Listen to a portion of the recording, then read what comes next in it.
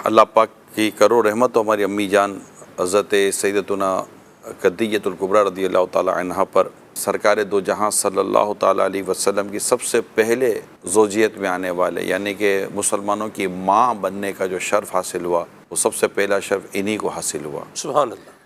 Number 2, ऐलान नबूवत की इत्तला यानी ज़ुहूर नबूवत का जो मामला था वो सबसे पहले आप ही को इसकी इत्तला मिली। जब आप गार मुबारक से सरकार सल्लल्लाहु अलैहि वसल्लम घर तशरीफ़ लाए तो आपने इन्हीं को इत्तला दी और यही फिर आपको वर्क़ा फिर नौफिल के पास लेकर गई। फिर ये कि नबी पाक सल्लल्लाहु अलैहि वसल्लम ने आपकी हयात तक जब तक आप दुनिया में रहीं किसी और से शादी नहीं की और सबसे ज़्यादा अरसा जिन्हें नबी पाक सल्लल्लाहु अलैहि वसल्लम की ज़ौजियत में मिला वो आप ही हैं। कमोबे 25 साल आपने सरकार दो जहां सल्लल्लाहु अलैहि वसल्लम की ज़ौजियत में गुजार यानी आप बतौर बीवी रही। फिर आपका इंतकाल हो गया 10 रमज़ान मुबारक को और आपके इंतकाल पर उस साल को गम का साल कहा गया है। रसूल करम सल्लल्लाहु अलैहि वसल्लम के एक शहज़ादे हज़रत इब्राहीम रज़ियल्लाहु ताला अन्हु, इनके अलावा सारी के सारी औलाद हज़रत खदीजा रज़ियल्लाहु ताला अन्हा से हुई हैं। खुद खातून जन्नत बीबी फ़ातिमा रज़ियल्लाहु ताला अन्हा इन्हीं की शहज़ादी हैं और फिर इन्हीं से सैयदों का सिलसिला चला, सादात का सिलसिला चला यानी कि इमाम हसन इमाम हुसैन रज़ियल्लाहु ताला अन्हुमा और इनकी अम्मी जान बीबी फ़ातिमा रज़ियल्लाहु ताला अन्हा और इनकी अम्मी जान हज़रत खदीजा रज़ियल्लाहु ताला अन्हा, यूँ सैयद व सादात की ये नानी कहलाई, नानी जान। वाह वाह वाह। तो ये भी आपको एक शर्फ हासिल हुआ। सुभान अल्लाह। फिर जब नमाज की बात हम करते हैं कि ऐलान नबूवत के बाद जो सबसे पहली नमाज और रसूल अकरम सल्लल्लाहु अलैहि वसल्लम के साथ पढ़ने की सादत जिन्हें हासिल हुई ये भी उम्मुल मोमिनीन है।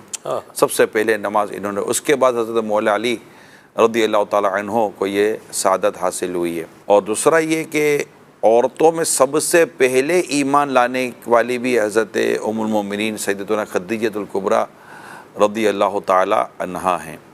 तो इसके अलावा और भी आपकी कई खुसूसियात किताबों में लिखी हुई हैं।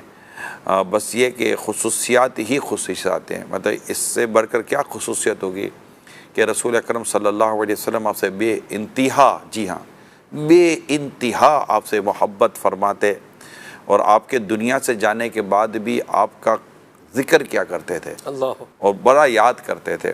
और ख़ुद उम्मुल मोमिनीन सैयदतुना खदीजतुल कुबरा रज़ियल्लाहु ताला अन्हा की एक शान ये है कि आप चूँकि बड़ा सरमायादार आपका मामला था और ठीक ठाक मालो दौलत आपके पास थी और आपका माल तिजारत ये दूसरे मुल्कों में जाता था और उस पर काफ़ी ठीक ठाक नफ़ा होता था और वहीं से रसूल अकरम सल्लल्लाहु अलैहि वसल्लम का तारुफ़ आपके सामने आया और आप ही ने पैगाम भिजवाया निकाह का और वो निकाह का पैगाम कबूल हुआ और आप ज़ौजियत में दाखिल हुई।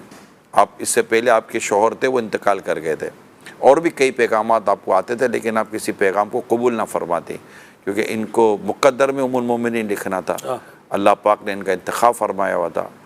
इनके लिए एक ऐसा जन्नत का घर है जिसमें शोर नहीं है। लफ्ज़ शोर है, ये शोर का लफ्ज़ है ना, इस पर माशाअल्लाह हमारे शारहीन ने बड़ी प्यारी बात लिखी कि आप रज़ियल्लाहु ताला अन्हा ने वो घराना मुरत बनाया रसूल अकरम सल्लल्लाहु अलैहि वसल्लम की ज़ौजियत में कि जिसमें सुकून था और जिसमें किसी किस्म का शोर वगैरह नहीं था। मैं कुर्बान जाऊं। अल्लाह पाक ने इनाम में आपको जन्नत का भी ऐसा महल अता किया है कि जिसमें शोर नहीं और सुकून ही सुकून है। जब तक आप हयात रही हैं इंतहाई दर्जे की ताज़ीम करती रही हैं, इंतहाई दर्जे की ताज़ीम में आपने वक्त गुजारा है रसूल अकरम सल्लल्लाहु अलैहि वसल्लम के साथ।